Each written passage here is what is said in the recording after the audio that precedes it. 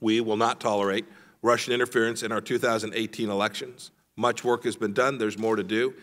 Rest assured that we will take the appropriate countermeasures in response to the continued Russian efforts. Has the administration done enough to deter and countering Russian interference in our next election, which is only 6 months away? There's more work to do.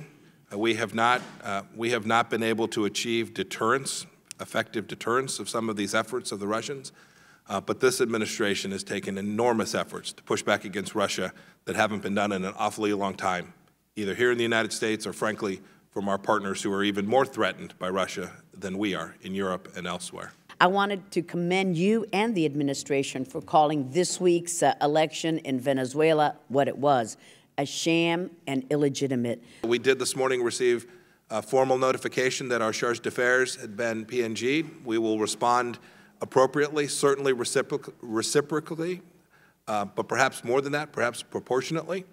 We understand that there's a second U.S. officer who will also be a PNG'd. We're well aware, we're watching the Maduro regime continue to engage in destructive behavior for the Venezuelan people.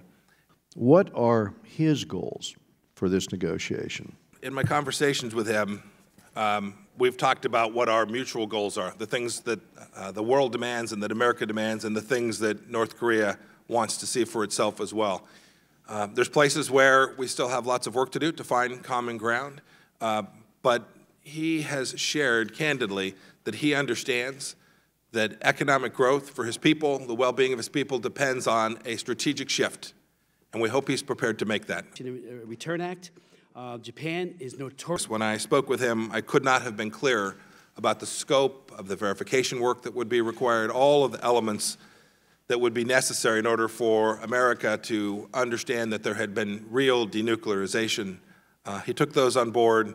In return, he made clear it was important to him that when that time came, when those objectives had been achieved, that he in return would receive economic help from America in the form of private sector businesses, knowledge, know-how, from others perhaps, contributions, foreign assistance and the like, and that he wanted security assurances from the world. From all the negotiations.